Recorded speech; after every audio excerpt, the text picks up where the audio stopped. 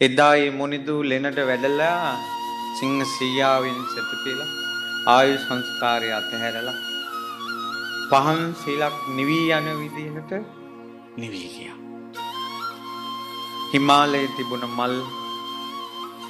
සලිත වෙලා මහා මේඝය වැදහිරිලා සුළං රැළි ඇවිල්ලා මල් බිමට හැලී ගියා. ශෝකයක් ඇති වුණා. එදා රාත්‍රී පහවදා අලුයම මුවදෝ අනේ කරන්න පැන් රැගෙන නැත්තු කුටිය ළඟට ඇවිල්ලා බැන් තබලා මේ වෙනකොට වෙනදා උතුම් මුනිදුම් ඒ කියන්නේ ඇත්තුන්ට පසේ බුදුවරුයා මම මේ යයි මේ දේශනා කරන්න පසේ බුදු විහාරේ මේ ශ්‍රාවක සංගරුවන ඉදිරියේ ලෝකයාට පසේ බුදු කෙනෙක් සිහි කළා නම් තනි අඟකින් යුතු කඟ වේන කුසේ කඟ වේනගේ තනි අඟසේ 12 වසරක් හුදේ කලාව අමා නිවන් සෝයි විඳගෙන හිමාලයේ වැඩ සිටපු ලොවට පසේ බුදු කෙනෙක් සිහි කරවපු බුද්ධානුබුද්ධ මුනිවරයා අඤ්ඤා කොණ්ඩඤ්ඤන් වහන්සේ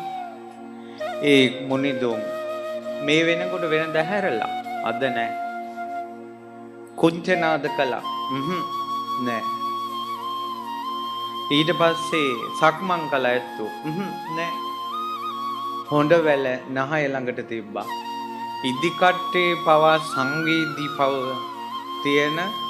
ඉදි කට්ටටත් සංවේදී බව තියෙනවා හොඬ වැලේ ඒ හොඬ වැලට දැනුණා මුනිවරයාගේ හුස්ම වැටෙන්නේ නැති බව වෙනදා හුස්ම වැටෙන්නේ නැහැ නිරෝධ සමාපත්තියට සමවැදුණා ඒ භාවනා ඉරියව්වෙන් දැන් සැතපෙලා මොවුන්ට මතක් වුණා මීට කලින් හිටපු පසේ බුදු පිරිවරු පිරිනවම් පෑවේ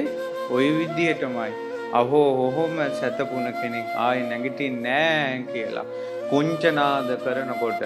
ඒ හඬෙන් ඇත්තු 8000ක් කුංචනාද කරා අකනිටා බ්‍රහ්ම ලෝකෙට ඇහුණා කියලා අපේ මුනිවරයා පිරිනවම් පෑවා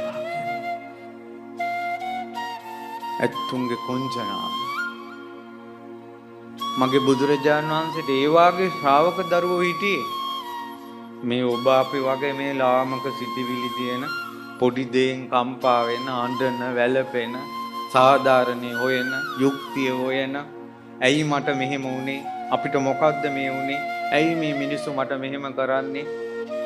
කියලා පොඩි දෙයින් දුක් වෙවි